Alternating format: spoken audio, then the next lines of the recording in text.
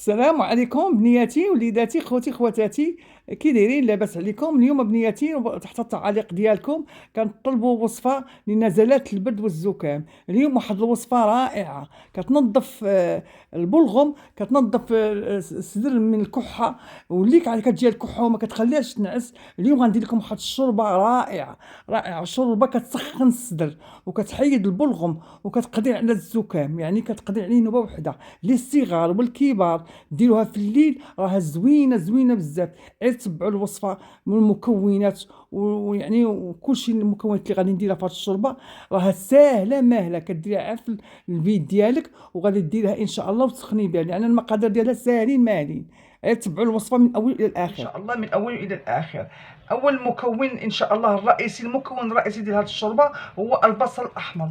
البصل الاحمر غني عن التعريف، عارفين بان البصل الاحمر وبخصوص يكون احمر، ما يكونش شي لون اخر، لان الاحمر فيه منافع كثيره وفيه انتيبيوتيك يعني مضاد حيوي طبيعي.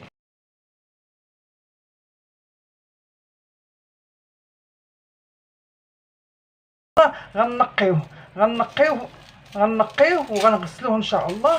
وانتم تابعوا معايا ان شاء الله كلشي المراحل غنوري لبنياتي كاملين، لان غنقيو غير ديك القشره الخارجيه ان شاء الله بحال هكايا، وغادي نغسلوه وغنرجعوا لكم بنياتي.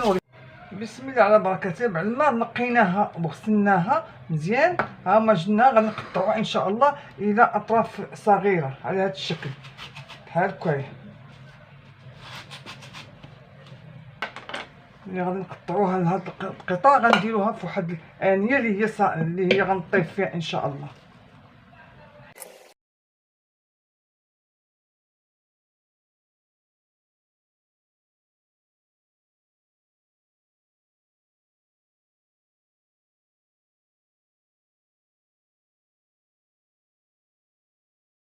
بعد ما قطعنا البصل ديالنا، دوك ثلاثه البصل على هذا الشكل حطيناها في هذا الاناء. ها انتم كتشوفوا اش غنزيدو عليهم المكونات اللي غنزيدو عليهم ان شاء الله.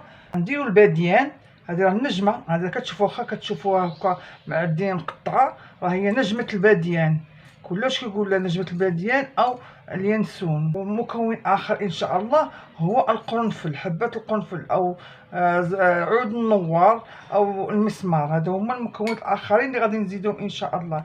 غنديروا حساب خمسة الباديانات، غنديروا من خمسة الباديانات حسابهم واخا كيكونوا مقطعين. انا عيني ميزاني غناخذ قيمه خمسة الباديانات اللي هما نجمه الباديان، راه معروف هاد المكون. غناخذوا سبعه الحبات تاع القرنفل من هادو بحال هكايا، سبعه القرنفلات بحال هادو. اش غنديروا؟ غناخذوا هادو ان شاء الله قيمه خمسة الباديانات، غناخذوهم ان شاء الله.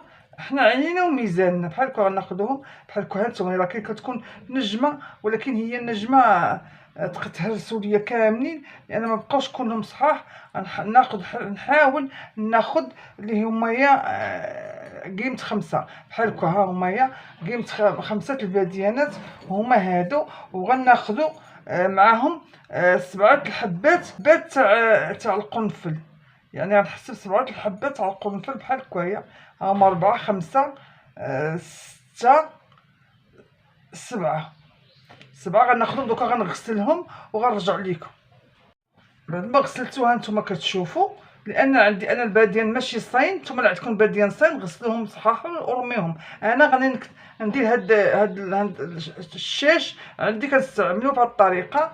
هانتوما غتشوفوا غندير هاد فرص من الشاش باش يسهل عليا من طيب ويطلق ليا في البصله نحيدو. كتجي ساهله، خمسة الباديانات وسبعة الحبات ديال القرنفل بحال هكايا. غنكون منهم كموسه بحال هكايا باش ان شاء الله غادي نديرها مع البصل، ونرخف هاد الكموسه باش تطلق ليا مزيان مع البصل. هي هانتوما كتشوفوا كيفاش غنديرها. ها هي غادي نديرها هنايا باش تسهل ليا. بعد ما درنا الكموسه دوكا غادي نكبو الماء طايب، غنصبو عليهم الماء طايب. هانتوما الماء الغليان. علاش الماء الغليان؟ لان البصله الا درنا عليها الماء البارد غادي تجيف لينا، يعني تكنزز لينا وما تبقاش طيب لينا. اما الا درنا الماء الغليان دغيا غادي طيب. يعني البصل اللي الماء اللي غادي يتقاد لينا مع البصل ديالنا بحال هكايا هانتوما كتشوفوا. ودوكا غنديو على النار ان شاء الله باش يطيب لينا. بعد ما طابت لينا نتوما كتشوفوا البصله طابت لينا مزيان مع ديك الكموسه اللي فيها حبه الباديان والقرنفل، غنحيدوها ان شاء الله. نتوما كتشوفوا كتسهل علينا ملي كنديروا لها بحال هاد الكموسه، كتسهل علينا باش غنحيدوها بحال هكايا. هانتوما كتسهل علينا، ها هي باقا واحد شويه طاحت لينا، غنحيدها هي صافي. كتبقى لينا هاد البصله ها هي طايبه. اش غنديروا؟ غنطحنوها بالميكسور بلونجور ديال اليدوي، غنطحنوها به باش غنردوها ان شاء الله بحال البلونجور اللي عنده بحال هذا. اللي ما عندوش يدير الميكسور ديال العصير، ولكن تتبرد شويه، تتبرد باش ما تخسرش لكم لا ماشين ديالكم.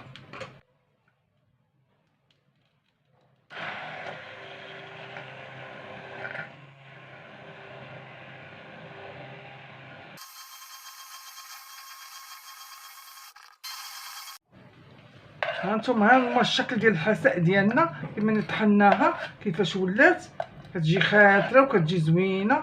هذه هي الشكل ديالها، وننتقل ان شاء الله الى التقديم ديالها ان شاء الله. بسم الله. هذا هي الحساء ديالنا ان شاء الله.